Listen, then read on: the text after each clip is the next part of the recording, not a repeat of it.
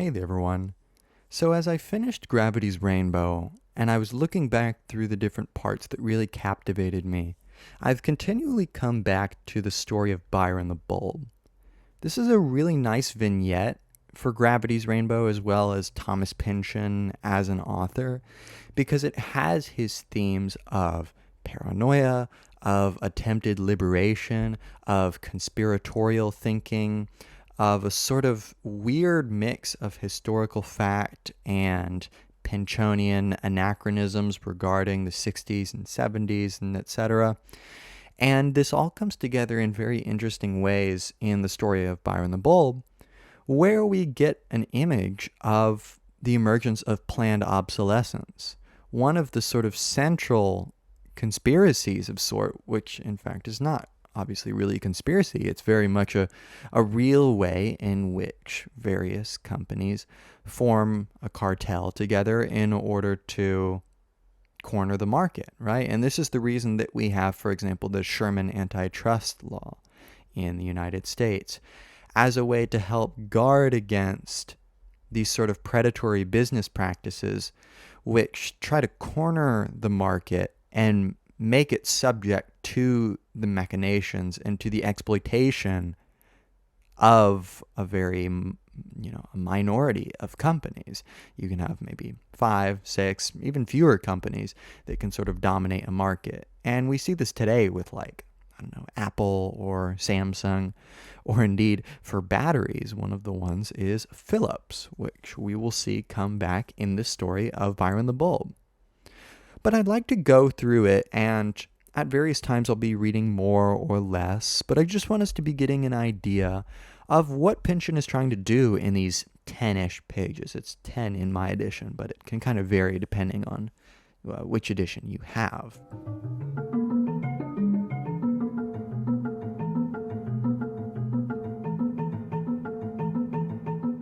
But it begins in a very eclectic setting in which we are in a barber shop and a light bulb is being run by Patty McGonigal, who is on a bike where she pedals and it makes electricity go to this bulb, which is going to light the setting. So this bulb has kind of been in the background, but now we start looking at this same light bulb over the Colonel's head, which is the same identical Osram light bulb that Franz Pöckler used to sleep next to in his bunk at the underground rocket works at Nordhausen.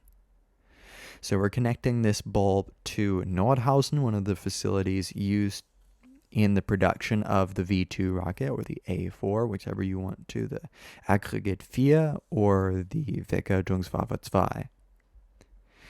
And it turns out that this bulb actually happens to be immortal.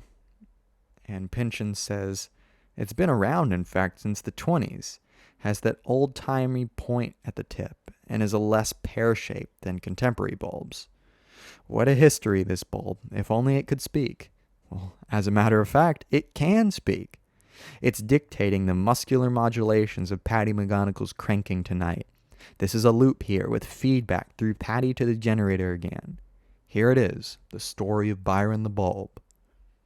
And already before we start the story, with that whole loop idea, we're getting that theme of cyclical history, of things repeating itself, which I think really stands out in this, because it very much showcases how Gravity's Rainbow, despite it being set in Europe pretty much the whole time, it is very much an American novel. It is about the 60s. It's about challenging fascism and authoritarianism. It's about challenging institutional hierarchies. It's about counterculture in general, the idea of a hippie. It's about police brutality. It's about civil rights. All of this is coming together in the 60s and is very much running throughout Gravity's Rainbow. And the idea of a loop here that feeds back to Patty McGonigal lets us know that, in a sense, this story is just a microcosm of a larger phenomenon, which we can better analyze if we just actually pay attention to this story. And I think, honestly, Pynchon, as he was writing, I mean, all of Gravity's Rainbow, but especially the story of Byron the Bulb, he's just a little disappointed that we seem to be repeating some of the same mistakes that we have in the past. So Byron is said to be manufactured by Tungsram in Budapest. And Tungsram and Osram, those two companies, those are important names that we'll circle back to in a bit. Now we are suddenly transported to a bulb baby heaven, amiably satirized as if it was the movies or something. Well, big business, haha. But don't let them fool you, this is a bureaucracy first, and a bulb baby heaven only as a sort of sideline. So there's this hint, right, of bureaucratic overseeing and the fact that the production of light bulbs is only a sort of secondary phenomenon for driving forward things like the reign of capital, of profit, right, of a hierarchical structure to the domination of people by a minority with a lot of power, which we'll see brought out here in the form of corporations. And the fact, by the way, that the bulb is mentioned to have an old-timery point at the tip and a little less pear-shaped than the more contemporary bulbs, that lets us know that Byron the bulb is probably an Edison-style bulb. They look a little bit different, of course, than the ones do today. They've got this kind of little a little drippy looking spot. It almost is like a drop of water per se. But Pynchon says one way or another, these bulb folks are in the business of providing the appearance of power, power against the night without the reality. And of course, the night being the darkness that is beyond the light of these light bulbs. Where in actuality, what Pynchon is trying to say is that these companies themselves, these bulb folks, are themselves the night. They are themselves issuing in this threat of death, this threat of scarcity, for example, in order to push a consumer to buy more. And there's kind of a funny little situation where you've got all these baby bulbs and they see a cockroach who's dancing and they're like, man, this guy's got good moves. And Byron the bulb isn't really that, spectacularly impressed by this. He's just like, okay, this is just some spectacle. And he says, hi there, babies. I'm Byron the bulb, here to sing a little song to you that goes, light up and shine, you incandescent bulb babies. Looks like you got rabies. Just lay there foaming and a-screaming like a bunch of little demons. I'm delivering unto you a kingdom of roaches, and nothing approaches that joyful feeling when you're up on the ceiling, looking down night and day on the kingdom you survey. They'll come out and love you till the break of dawn, but they run like hell when that light comes on. So shine on, baby bulbs, you're the wave of the future, and I'm here to recruit you. In my great crusade, just sing along, babies, come on and join the big parade. And it's a really funny little, Pynchon has so many original songs that suddenly it just bursts out in very, cinematic fashion, almost like Broadway fashion. But right, they're talking about shining over these cockroaches and watching this dancing cockroach. But it's weird. Nothing approaches that joyful feeling when you're up on the ceiling, looking down night and day on the kingdom you survey. So there's this semblance of power here, where it seems like you rule over this theater, right, of watching this, literally this theatrical presentation by this cockroach, and you're the wave of the future, shine on. It's got this very happy feeling. Trouble with Byron's, he's an old soul, trapped inside the glass prison of a baby bulb. He hates this place, lying on his back, waiting to get manufactured. Nothing to listen to on the speakers but Charleston music, now and then an address to the nation. What kind of setup's that? Byron wants to get out of here and into it. Needless to say, he's been developing all kinds of nervous ailments. Baby bulb diaper rash, which is a sort of corrosion on his screw threads. Bulb baby colic, a tight spasm of high resistance, someplace among the deep loops of tungsten wire. Bulb baby hyperventilation, where it actually feels like his vacuum's been broken, though there's no organic basis. Right? So there's this sort of funny, where really he's got all these ailments that a baby would have.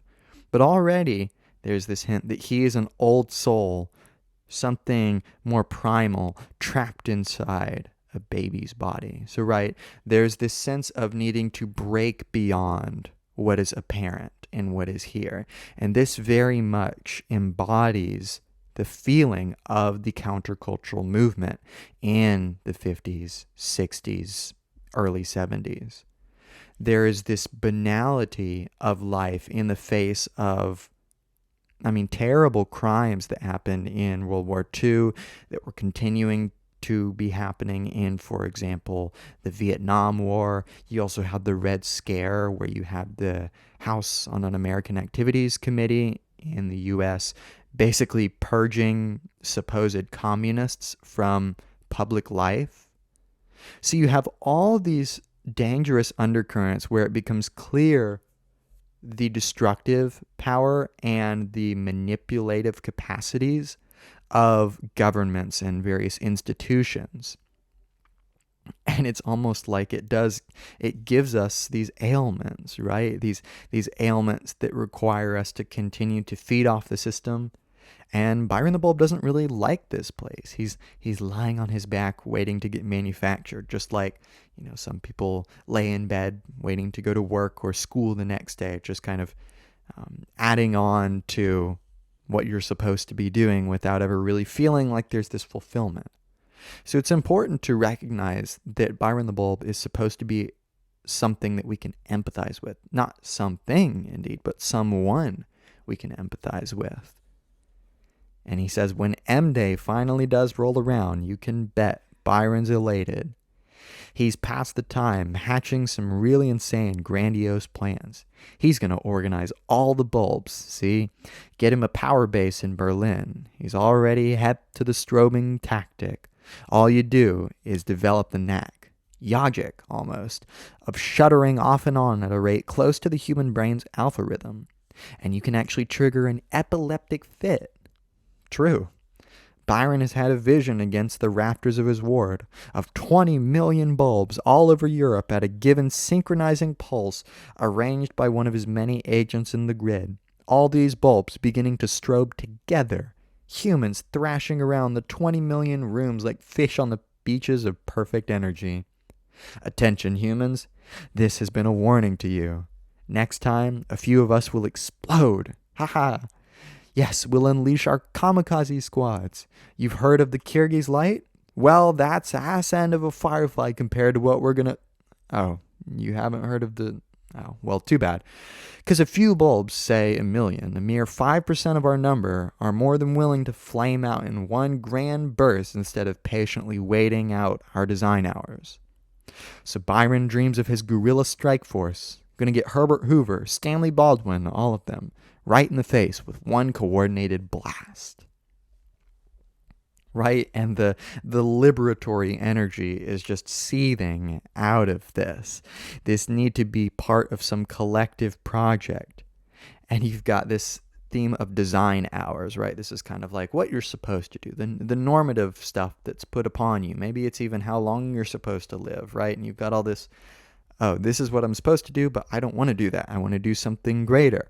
I want to be part of this project where, you have this coordinated countercultural attack. You can almost think of this similar to May 68, right? Where you've got roughly a quarter of the French population in May of 1968 actively engaged in uprisings, in strikes, in demonstrations, in rallies of some kind against the authoritarian structure of French universities, against the Vietnam War. All of this is going well beyond America, but it's extremely prominent as the U.S. is battling so many racist, institutional problems. Police brutality is still marring our nation to this day with the George Floyd murder, and he, of course, is not the only one. But right, there's this need for a guerrilla strike force, and this makes me think of, I don't know, various guerrilla organizations that see themselves as ushering in some sort of new future, right? Where it's on the terms of the baby bulbs in this case. Is Byron in for a rude awakening?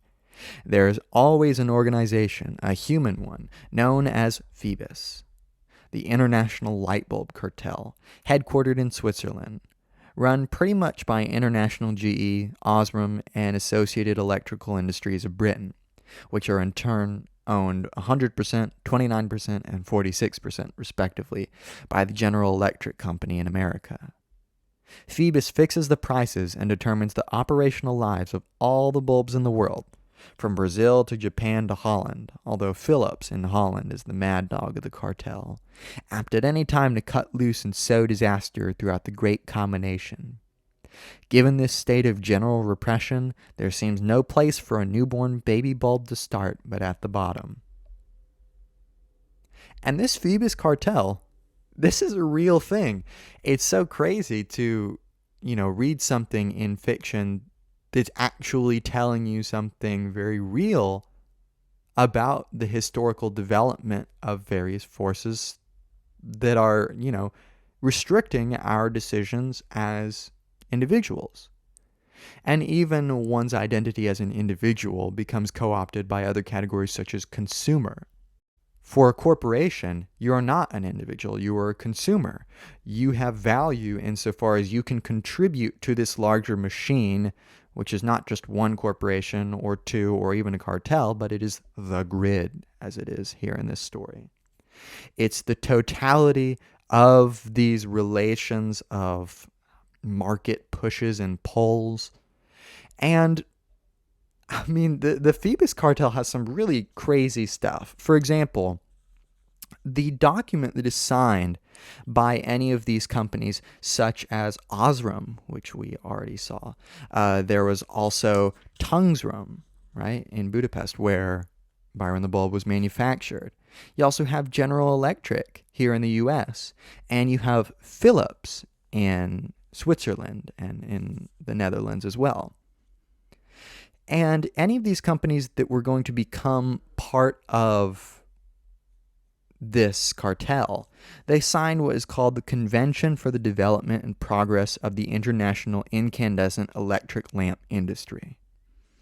And its goals were, quote, securing the cooperation of all parties to the agreement, ensuring the advantageous exploitation of their manufacturing capabilities in the production of lamps, and increasing light use to the advantage of the consumer, end quote. And of course, that's the guise, is that it is for the benefit of the consumer. That we want you to consume more because we always have something better for you, right? And this turned out pretty good for them. The cartel was dissolved in 1937 when World War II started. And it was formed in 1925, and it was supposed to last for 30 years. So it was supposed to go until 1955. But World War II made it such that these companies simply couldn't keep this cartel going across international boundaries because of, there's a world war that's happening again. And there's an article that I will link in the description where I'm getting a lot of this information from. But in the fiscal year of 1926 to 27, the cartel sold 335.7 million light bulbs worldwide. And then 4 years later, the sales had climbed to 420.8 million. What's more, and I'm quoting from the article, despite the fact that the actual costs of manufacturing were dropping, the cartel maintained more or less stable prices and therefore higher profit margins. From its inception until the end of 1930s, the cartel retained its overwhelming share of a growing market. But the good times would not last. So, right, there's this ability to just extract more and more profit and to, for example, use forces of innovation and corner it in a cartel such that you can corner the market and the prices of goods such that it continues to become cheaper and cheaper to make. And you can purposely, and this is the real kicker, fix and determine the operational lives of your technology. So in the case of the Phoebus cartel, most bulbs were lasting at this time about 2,500 hours.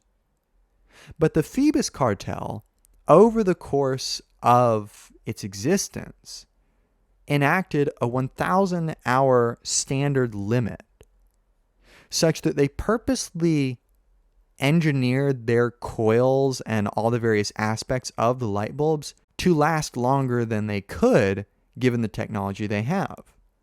Because then once it goes out, you have to buy more. So if you make something that's too good, you actually don't create a circular enough system. It's allowed to break free, right, and genuinely chart a new path. But if you have a system overseen by just a few corporations, they can make a circular system that benefits them by doing things like price gouging, right? And cornering the market in a way where people have to buy from you because, well, you've got a monopoly, right? Or you've got a duopoly or a triopoly or whatever you want. And it's a very small group of corporations, such as we have, like for today, with news media, right? We have a few corporations which own all the various news networks and can very much create situations of tacit consent, can lead to stochastic terrorism, can lead to misinformation, I mean, especially during like COVID. All this different stuff is going on. And Pynchon is trying to give us a way into the very beginning of this happening. For the first instance where we get such a cartel. And funnily enough, this is quoting from the article, there were continual reports of cartel members' attempts to restore the burning time of their bulbs to the old levels in defiance of the watchful eyes of Phoebus. At one point, some members surreptitiously introduced longer live bulbs by designing them to run at a voltage higher than the standard line voltage. After the Phoebus Development Department's customary report of voltage statistics revealed such product enhancements, Anton Phillips, head of Philips, which is in Switzerland, as we said, and Holland, complained to an executive at International General Electric, quote, "This, you will agree with me, is a very dangerous practice and is having a most detrimental influence on the total turnover of the Phoebus parties. After the very strenuous efforts we made to emerge from a period of long life lamps, it is the greatest importance that we do not sink back into the same mire by paying no attention to voltages and supplying lamps that will have a very prolonged life." Oh, it would just be so bad, right? To give people a good product, because of course then the parties of this mutual cartel of Phoebus wouldn't be benefiting. And Phoebus is kind of interesting because it turns into a microcosm of they in Gravity's Rainbow. They with a capital T is one of the hallmarks of the text, and we never really figure out who it is. There are various sort of corporations, for example, or mysterious groups such as the White Visitation. You have corporations like IG Farben, which is creating the Schwarzgerät. Also, by the way, in real life, created the gas for the Nazi gas chambers. So pretty crazy that all kind of comes together in such a way. But we never really get a full picture for who this they is. But Phoebus is going to turn into, just as Slothrop in Gravity's Rainbow is chased by they, whoever they are, Byron the Bulb is now going to be chased by Phoebus because they don't really know he's immortal, and he gets sort of taken to different places. He gets plugged in at various spots, but they think that he's going to run out. And one by one, over the months, the other bulbs burn out and are gone. The first few of these hit Byron hard. He's still a new arrival, still hasn't accepted his immortality. But on through the burning hours, he starts to learn about the transience of others. Learns that loving them while they're here becomes easier and also more intense. to love as if each design hour will be the last. Byron soon enough becomes a permanent old-timer. Others can recognize his immortality on sight, but it's never discussed except in a general way. When folklore comes flickering in from other parts of the grid, tales of the immortals, one in a Kabbalist study in Lyon who's supposed to know magic, another in Norway outside a warehouse facing Arctic whiteness with a stoicism more southerly bulbs begin strobing faintly just at the thought of. If other immortals are out there, they remain silent. But it is a silence with much, perhaps everything, in it. And this is a very interesting situation because we are finding a individual who is able to, or at least seems to have the potential to break out of the mold, right? They seem to be going beyond the axiomatics laid out, the codes laid out, and the walls that have been erected. But as Pynchon says, after love, then, Byron's next lesson is silence. As his burning lengthens towards 600 hours, the monitors in Switzerland begin to keep more of an eye out on Byron. The Phoebus surveillance room is located under a little-known Alp, a chilly room crammed full of German electro hardware, glass, brass, ebonite, and silver, massive terminal blocks shaggy with copper clips and screws, and a cadre of super-clean white-robed watchers who wander meter to meter, light as snow devils, making sure that nothing's going wrong, that through no bulb shall the mean operating life be extended. You can imagine what that would do to the market if that started happening. Right? And this is something that actually occurred where these various companies that were part of the Phoebus cartel would have to send samples of each of their shipments of light bulbs to Philips in Switzerland, where they would test all these bulbs and make sure that the average life expectancy of these bulbs was a consistent 1,000 hours, that it wasn't more, that it wasn't less, because right, as I read in the article, people are kind of still trying to undercut each other even though they're in this seemingly mutual pact for their self-benefit, because right, if you can kind of fool people into thinking you're on their side and then still find a way to get beyond them, then you kind of win.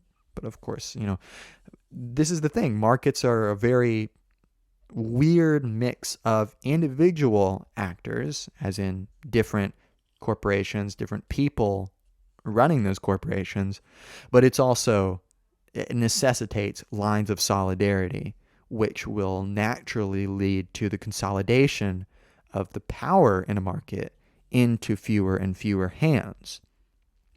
And there's always this sense that the market is being cornered in order to prevent any liberatory energy from coming out. Byron passes surveillance's red line at 600 hours, and immediately, as a matter of routine, he's checked out for filament resistance, burning temperature, vacuum, power consumption. Everything's normal. Now Byron is to be checked out every 50 hours hereafter. A soft chime will go off in the monitoring station whenever it's time. At 800 hours, another routine precaution, a Berlin agent is sent out to the opium den to transfer Byron. She's wearing asbestos-lined kid gloves and 7-inch spike heels. No, not so she can fit in with the crowd, but so that she can reach that sconce to unscrew Byron. The other bulbs watch in barely subdued terror. The word goes out along the grid. At something close to the speed of light, every bulb, Azos looking down the empty black bakelite streets, Nitrolampen and Votangis at night soccer matches, just Wolframs, Monovats, and Siriuses, every bulb in Europe knows what's happened. They're silent with impotence, with surrender to the face of struggles they thought were all myth. We can't help, this common thought humming through pastures of sleeping sheep, down autobahns and to the bitter end of coaling piers in the north. There's never been anything we could do. Anyone shows us the meanest hope of transcending, and the Committee on Incandescent Anomalies comes in and takes him away. Some do protest, maybe here and there, but it's only information, glow modulated, harmless, nothing close to the explosions in the face of the powerful that Byron once envisioned back there in his baby ward, in his innocence.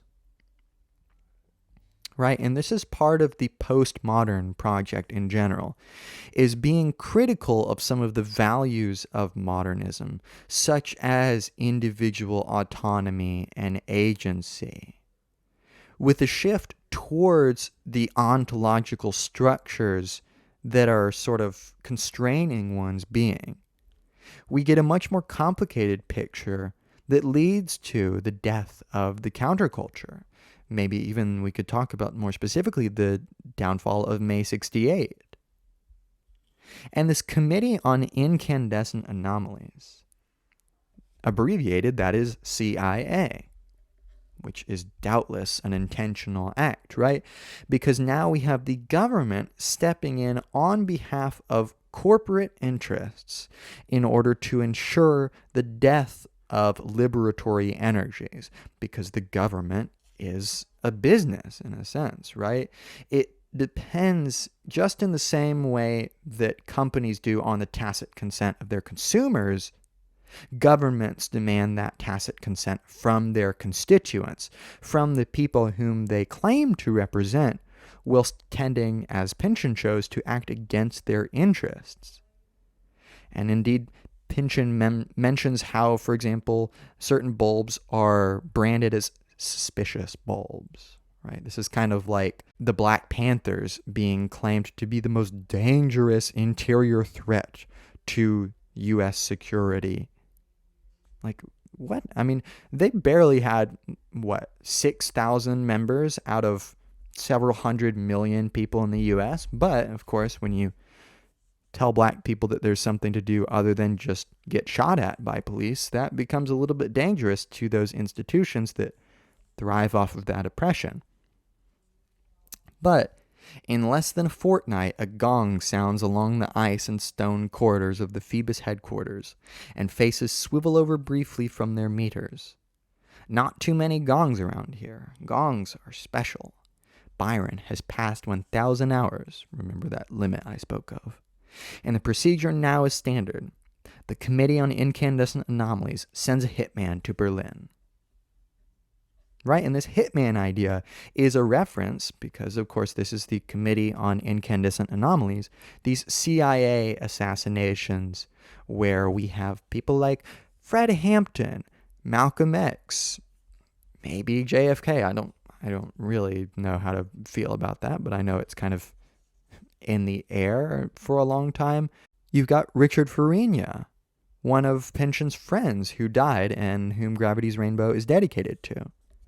So this is sort of an ode, maybe even an elegy, perhaps, to the counterculture movement, to its imminent death for Pynchon, because I think Pynchon's point here, and there's always this question of if there is the possibility to be free, but Pynchon certainly seems averse to the idea. Freedom, to me, doesn't really seem to necessarily fit into his ontology, per se.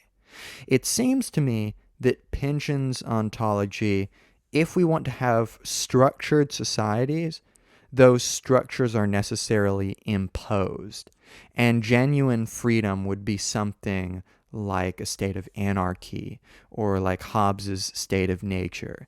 It would be something violently opposed to what we take to be the only way we can have ordered discourse in societies, for example.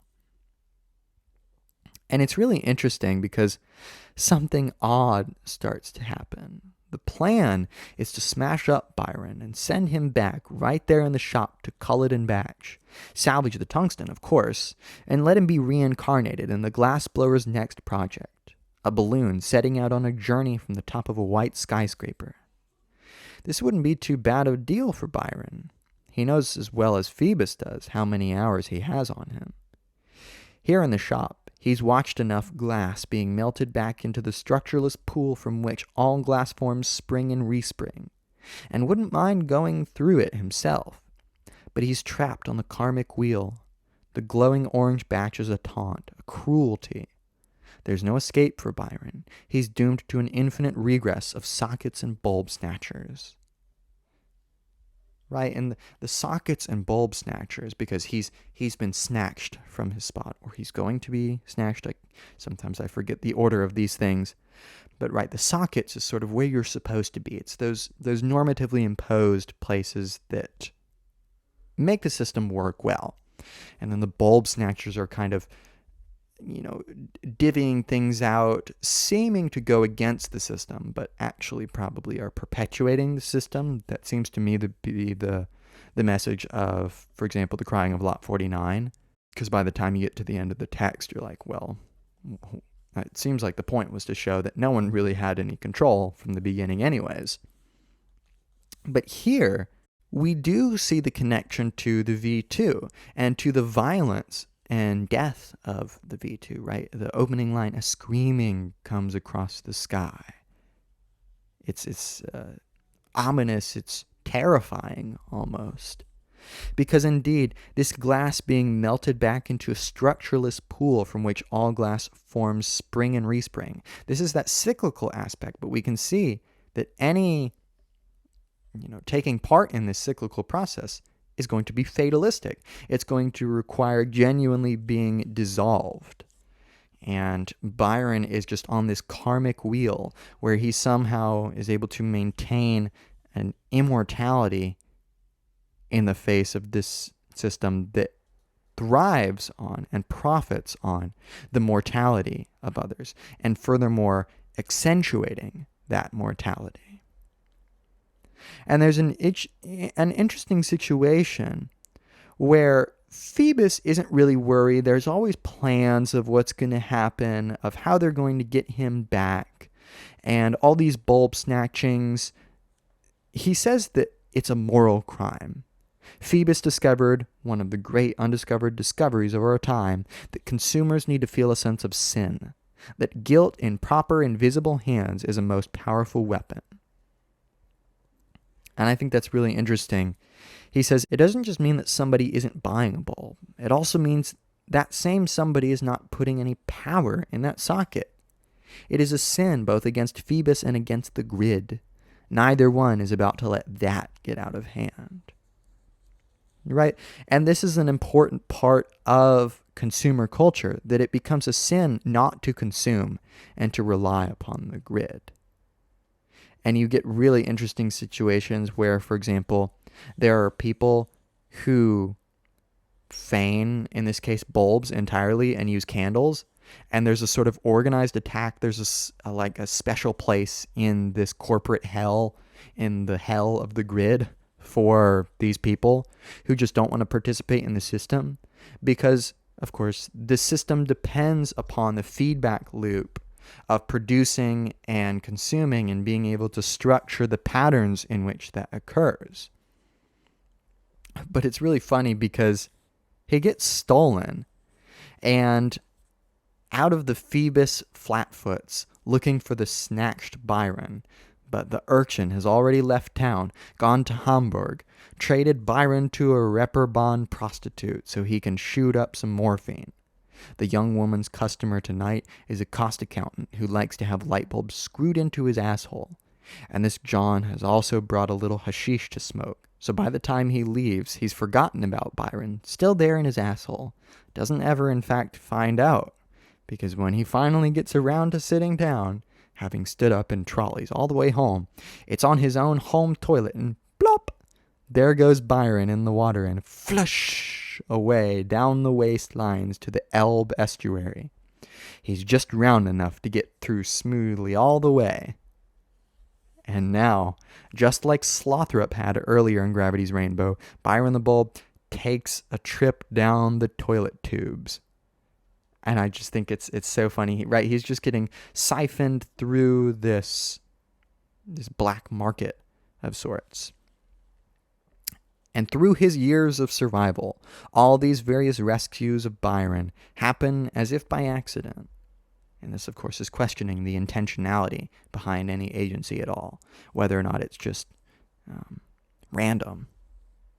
Whenever he can, he tries to instruct any bulbs nearby in the evil nature of Phoebus, and in the need for solidarity against the cartel. He has come to see how bulb must move beyond its role as conveyor of light energy alone. Phoebus has restricted bulb to this one identity. But there are other frequencies above and below the visible band. Bulb can give heat. Bulb can provide energy for plants to grow, illegal plants, inside closets, for example. Bulb can penetrate the sleeping eye and operate among the dreams of men. So there's a sense of liberation that's come back here. This feels very reminiscent to Lines of Flight in Deleuze and Guattari, for example, where we're sort of escaping this object fixation or object fixedness, this functional fixedness that's preventing us from being creative. And all of a sudden we're realizing that a bulb can do plenty of things even when plugged into the same spot. And Byron the Bulb starts to sort of become prophetic, almost Jesus-like. Any talk of bulb's transcendence, of course, was clear subversion. Phoebus based everything on bulb efficiency, the ratio of the usable power coming out to the power put in. The grid demanded that this ratio stay as small as possible. That way they got to sell more juice. On the other hand, low efficiency meant longer burning hours, and that cut into bulb sales for Phoebus. In the beginning, Phoebus tried increasing filament resistance, reducing the hours of life on the sly and gradually, till the grid noticed a fall-off in revenues and started screaming. The two parties by and by reached an accord on a compromised bulb life figure that would bring in enough money for both of them, and to go 50-50 on the costs of anti-bulb snatching campaign, along with a more subtle attack against those criminal souls who forswear bulbs entirely and use candles. Right, so here we're seeing corporate greed, planned obsolescence, and a reliance upon consumer systems as one of the hallmark themes of Pynchon. And there's always the question that Pynchon kind of leaves open of whether or not this is actually something we can navigate. But as the story of Byron the Bulb comes to a close, we get a kind of sad ending. Someday he will know everything and still be as impotent as before. His youthful dreams of organizing all the bulbs in the world seem impossible now. The grid is wide open, all messages can be overheard, and there are more than enough traders on the line. Prophets traditionally don't last long. They are either killed outright or given an accident serious enough to make them stop and think.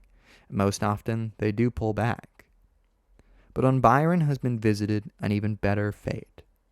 He is condemned to go on forever, knowing the truth and powerless to change anything. No longer will he seek to get off the wheel. His anger and frustration will grow without limit, and he will find himself, poor, perverse bulb, enjoying it. And I find that an oddly beautiful ending. Because while it does seem to be that the consensus is that there is too much power built up to stop it, at least in the traditionally liberationist viewpoint, nevertheless there is something comforting about being on that karmic wheel, and even in just making this negative appraisal of our condition of oppression, realizing that maybe we're not going to be able to have some overarching historical promise narrative, some sense of redemption that can be spoon-fed to us, right? Because that's the sort of thing that postmodern philosophers and authors and theorists are trying to get us to be cautious of. These things that seem like a gift, they seem so well packaged. Well, those narratives are probably narratives which have been crafted and wrapped by someone who wants to use the appearance of, of being on your side in order to exploit you. So I think that this story is really interesting in Gravity's Rainbow to see a lot of the themes come together, to get some interesting historical insights, and also just to enjoy yourself. It's funny, it's got a very wide scope, and it also has a lot of emotional depth. That being said, I hope this has been useful, helpful, interesting. Check out any of my other lectures that I've done on postmodernism, German idealism, gender theory, post-colonial studies, and other literature. You can become a channel member for $5 a month and gain access to, among other things, a private philosophy Zoom, which you can tailor to your needs. I also have super thanks available if you'd like to help out the channel, because books are not cheap, and I really appreciate everything I get. That's it for this lecture, and I'll see you in another one.